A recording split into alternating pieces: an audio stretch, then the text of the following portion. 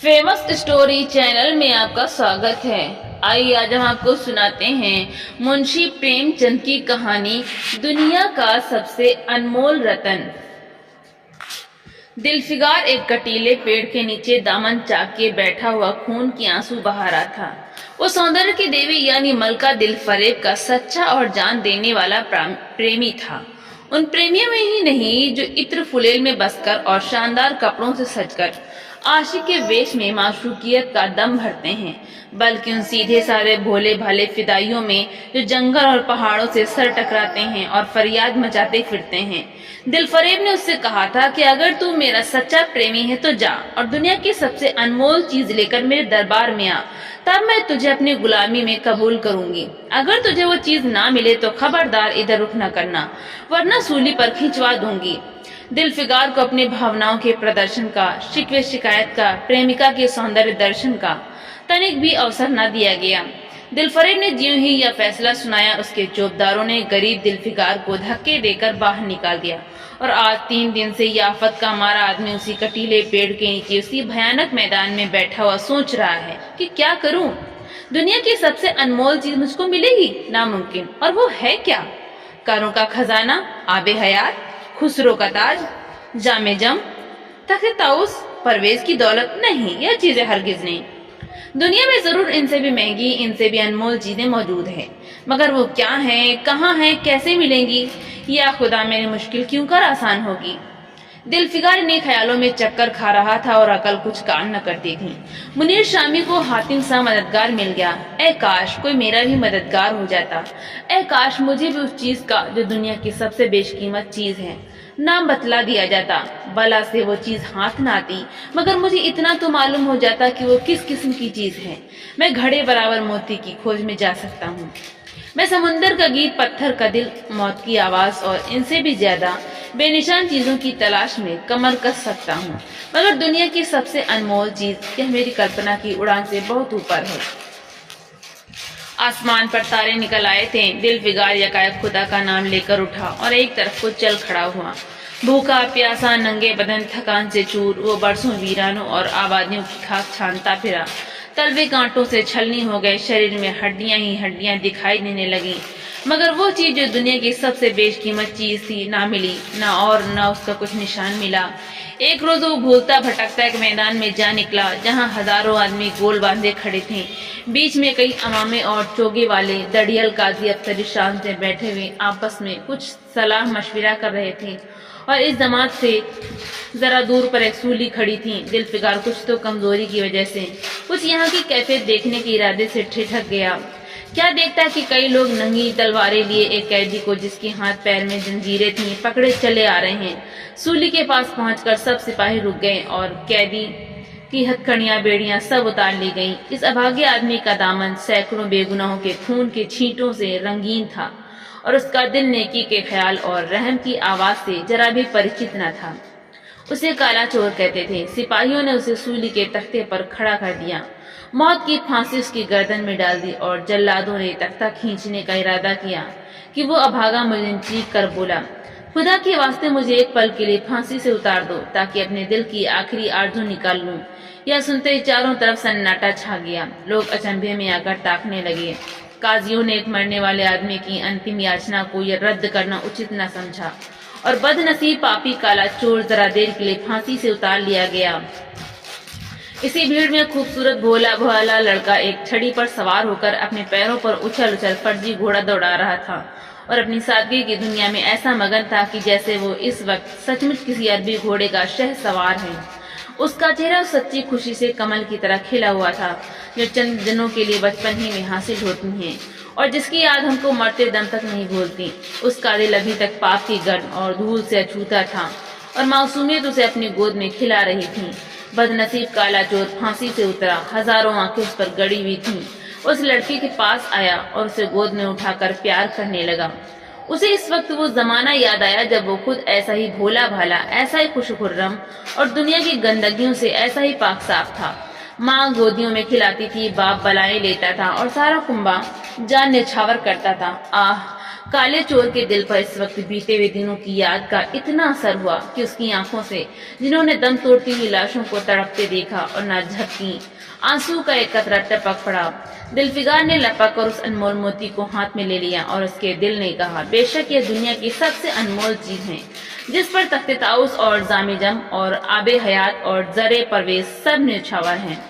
اس خیال سے خوش ہوتا کامیابی کی امید میں سرمست دلفگار اپنی معشوقہ دل فریب کے شہر مین و سعد کو چلا، مگر جوں جو منزلیں طے ہوتی جاتی تھیں اس کا دل بیٹھ جاتا تھا کہ کہیں اس چیز کی جسے میں دنیا کی سب سے بیش قیمت چیز سمجھتا ہوں، دل فریب کی آنکھوں میں قدر نہ ہوئی تو میں پھانسی پر چڑھا دیا جاؤں گا اور اس دنیا سے نامراد جاؤں گا۔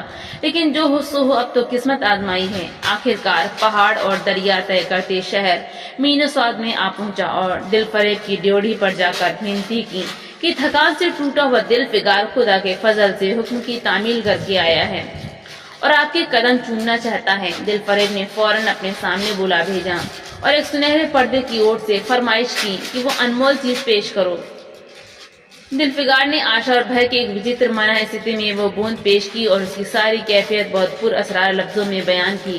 دل فریب نے پوری کہانی بہت غور سے سنی اور وہ بھینٹ ہاتھ میں لے کر ذرا دیر تک غور کرنے کے بعد بولی، دلفگار، بے شک تو نے دنیا کی ایک بیش قیمت چیز ڈھونڈ نکالی، تیری ہمت اور تیری سوجھ بوجھ کی داد دیتی ہوں، مگر یہ دنیا کی سب سے بیش قیمت چیز نہیں، اس لیے تو یہاں سے جا اور پھر کوشش کر، شاید آپ کی تیرے ہاتھ وہ موتی لگے اور تیری قسمت میں میری غلامی لکھی ہوں۔ جیسا کہ میں نے پہلے ہی بتلا دیا تھا کہ میں تجھے پھانسی پر چڑھوا سکتی ہوں، مگر میں تیری جاں بخشی کرتی ہوں اس لیے کہ تجھ میں وہ گڑ موجود ہیں جو میں اپنے پریمی میں دیکھنا چاہتی ہوں، اور مجھے یقین ہے کہ تو ضرور کبھی نہ کبھی کامیاب ہوگا۔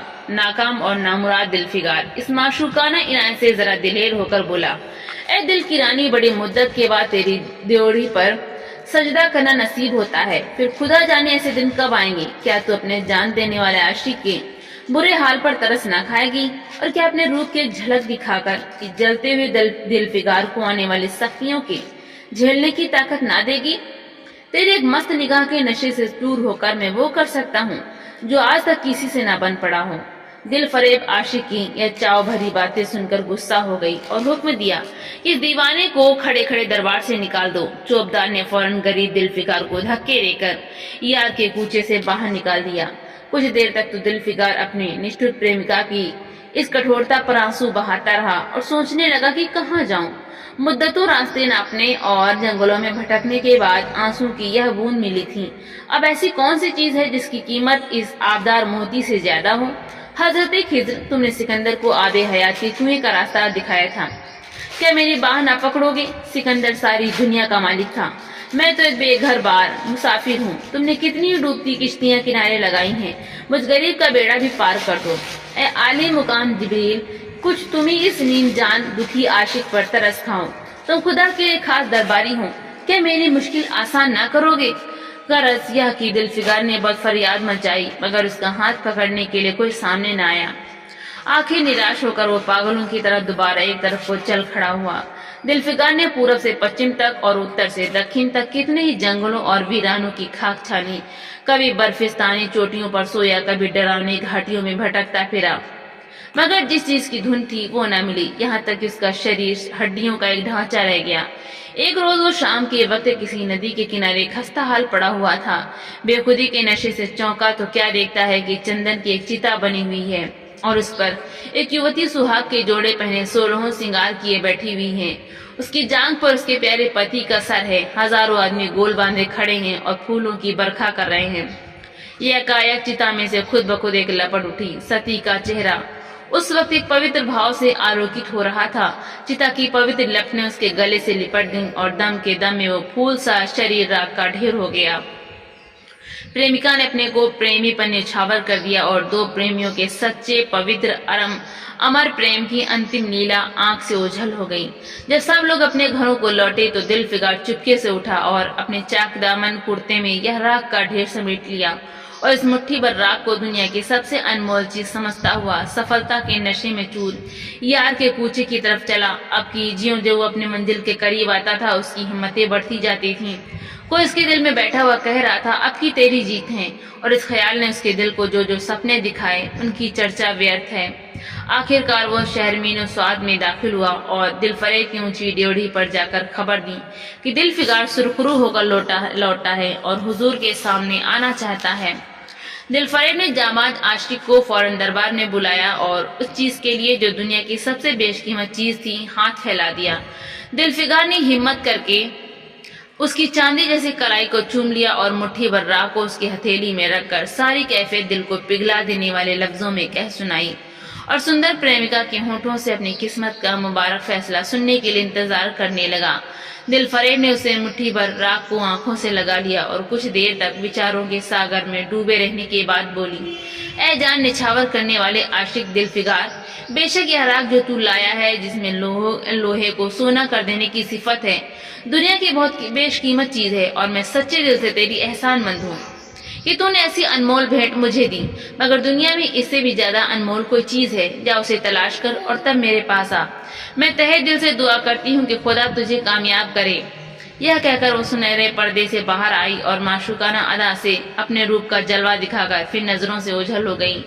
ایک بجلی تھی کہ کون تھی اور پھر بادلوں کے پردے میں چھپ گئی۔ ابھی دل فگار کے ہوش و حواس ٹھکانے پر نہ آنے پائے تھے کہ چوبدار نے ملامیت سے اس کا ہاتھ پکڑ کر یار کے کوچے سے اس کو نکال دیا، اور پھر تیسری بار وہ پریم کا پجاری نراشا کے اتھاہ سمندر میں غوطہ کھانے لگا۔ دل فگار کا ہیاؤ چھوڑ گیا، اسے یقین ہو گیا کہ میں دنیا میں اسی طرح ناشاد اور نامراد مر جانے کے لیے پیدا کیا گیا تھا، اور اب اس کے سوا اور کوئی چارہ نہیں کہ کسی پہاڑ پر چڑھ کر نیچے کود پڑوں تاکہ معشوق کے ظلموں کی فریاد کرنے کے لیے وہ ایک ہڈی بھی باقی نہ رہے۔ وہ دیوانے کی طرح اٹھا اور گرتا پڑتا ایک گگن چمبی پہاڑ کی چوٹی پر جا پہنچا۔ کسی اور سمے وہ ایسے اونچے پہاڑ پر چڑھنے کا ساہس نہ کر سکتا تھا، مگر اس وقت جان دینے کے جوش میں اسے وہ پہاڑ ایک معمولی ٹوکری سے زیادہ اونچا نہ نظر آیا۔ قریب تھا کہ وہ نیچے کود پڑے کہ ہرے ہرے کپڑے پہنے ہوئے اور ہرا امامہ باندھے ایک بزرگ ایک ہاتھ میں تسبیح اور دوسرے ہاتھ میں لاٹھی لیے برآمد ہوئے، اور ہمت بڑھانے والے سر میں بولے، دل فگار، نادان دل فگار، یہ کیا بزدلوں جیسی حرکت ہے؟ تو محبت کا دعویٰ کرتا ہے اور تجھے اتنی بھی خبر نہیں کہ مضبوط ارادہ محبت کے راستے کی پہلی منزل ہے۔ مرد بن اور یوں ہمت نہ ہار، پورب کی طرف ایک دیش ہے جس کا نام ہندوستان ہے، وہاں جا اور تیری آرزو پوری ہوگی۔ یہ کہہ کر حضرت خضر غائب ہو گئے۔ دل فگار نے شکریہ کی نماز ادا کی اور تازہ حوصلے، تازہ جوش اور الوکک سہایتا کا سہارا پا کر خوش پہاڑ سے اترا اور ہندوستان کی طرف چل پڑا۔ مدتوں تک کانٹوں سے بھرے ہوئے جنگلوں، آگ برسانے والے ریگستانوں، کٹھن گھاٹیوں اور النگ پروتوں کو طے کرنے کے بعد دل فگار ہند کی پاک سرزمین میں داخل ہوا اور ایک ٹھنڈے پانی کے سوتے میں سفر کی تکلیفیں دھو کر تھکان کے مارے ندی کے کنارے لیٹ گیا۔ شام ہوتے ہوتے وہ ایک چٹیل میدان میں جا پہنچا جہاں بے شمار ادمری اور بے جان لاشیں بنا کفن کے پڑی ہوئی تھیں، چیل، کوے اور وحشی درندے مرے پڑے ہوئے تھے اور سارا میدان خون سے لال ہو رہا تھا۔ یا ڈرانا درشیہ دیکھتے دل فگار کا جی دہل گیا۔ یا خدا، کس مصیبت میں جان پھنسی! مرنے والوں کا کراہنا، سسکنا اور اینڈیاں رگڑ کر جان دینا، درندوں کا ہڈیوں کو نوچنا اور گوشت کے لوتھڑوں کو لے کر بھاگنا، ایسا ہولناک سین دل فگار نے کبھی نہ دیکھا تھا۔ یکایک اسے خیال آیا، یہ لڑائی کا میدان ہے اور یہ لاشیں سورما سپاہیوں کی ہیں۔ اتنے میں قریب سے کراہنے کی آواز آئی۔ دل فگار اس طرف پھرا تو دیکھا کہ ایک لمبا تڑنگا آدمی جس کا مردانہ چہرہ جان نکالنے کی کمزوری سے پیلا ہو گیا ہے، اس پر زمین پر سر جھکائے پڑا ہوا ہے، سینے سے خون کا فوارہ جاری ہے، مگر آبدار تلوار کی موٹ پنجے سے الگ نہیں ہوئی۔ دل فگار نے ایک چیتھڑا لے کر گھاؤ کے منہ پر رکھ دیا تاکہ خون رک جائے اور بولا، اے جوان مرد، تو کون ہے؟ جوان مرد نے یہ سن کر آنکھیں کھولی اور ویروں کی طرح بولا، کیا تو نہیں جانتا میں کون ہوں؟ کیا تو نے آج اس تلوار کی کاٹ نہیں دیکھی؟ میں اپنی ماں کا بیٹا اور بھارت کا سپوت ہوں۔ یہ کہتے کہتے اس کی تیوریوں پر بل پڑ گئے، پیلا چہرہ غصے سے لال ہو گیا اور آبدار شمشیر پھر اپنا جوہر دکھانے کے لیے چمک اٹھی۔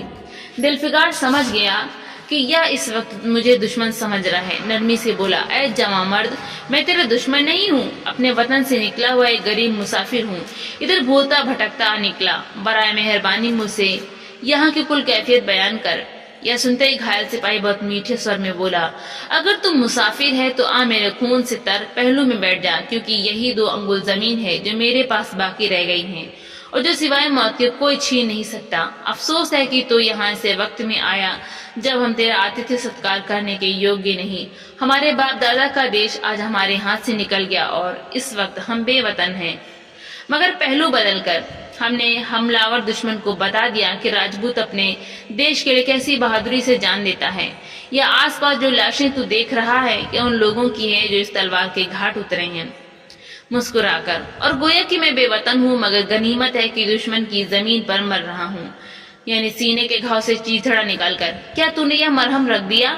خون نکلنے دے، اسے روکنے سے کیا فائدہ؟ کیا میں اپنے ہی دیش میں غلامی کرنے کے لیے زندہ رہوں؟ نہیں، ایسی زندگی سے مر جانا اچھا، اس سے اچھی موت ممکن نہیں۔ جوان مرد کی آواز مدھیم ہو گئی، انگ ڈھیلے پڑ گئے، خون اتنا زیادہ بہا کہ خود بخود بند ہو گیا۔ رہ رہ کر ایک آدھ بوند ٹپک پڑتا تھا۔ آخرکار سارا شریر بے دم ہو گیا، دل کی حرکت بند ہو گئی، آنکھیں مند گئیں۔ دل فگار نے سمجھا اب کام تمام ہو گیا کہ مرنے والے نے دھیمے سے کہا، بھارت ماتا کی جے، اور اس کے سینے سے خون کا آخری قطرہ نکل پڑا۔ ایک سچے دیش پریمی اور دیش بھکت نے دیش بھکتی کا حق ادا کر دیا۔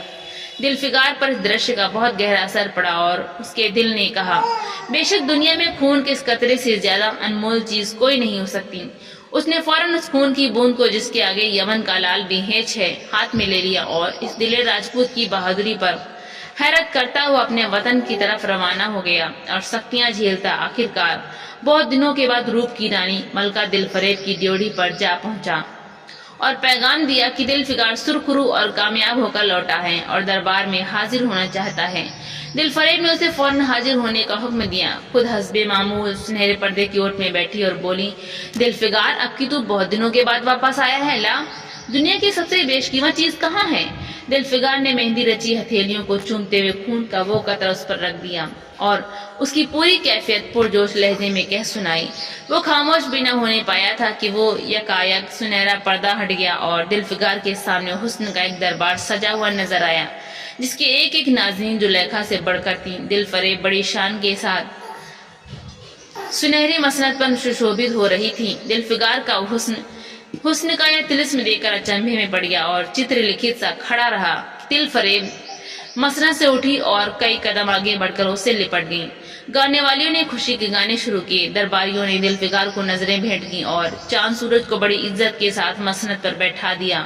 جب وہ لبھاونا گیت بند ہوا تو دل فریب کھڑی ہو گئی اور ہاتھ جوڑ کر دل فگار سے بولی، اے جانثار عاشق دل فگار، میری دعائیں بر آئیں اور خدا نے میری سن لی اور تجھے کامیاب و سرخرو کیا۔ آج سے تو میرا مالک ہے اور میں تیری لونڈی۔ یہ کہہ کر اس نے ایک رتن جٹت منجوشا منگائی اور اس میں سے ایک تختی نکالی جس پر سنہرے اکشروں میں لکھا ہوا تھا، خون کا وہ آخری قطرہ جو وطن کی حفاظت میں گرے دنیا کے سب سے انمول چیز ہے۔ تو دوستوں، آپ کو یہ کہانی کیسی لگی؟ لائک کریں، زیادہ سے زیادہ شیئر کریں اور کمنٹ کر کے ہمیں ضرور بتائیں۔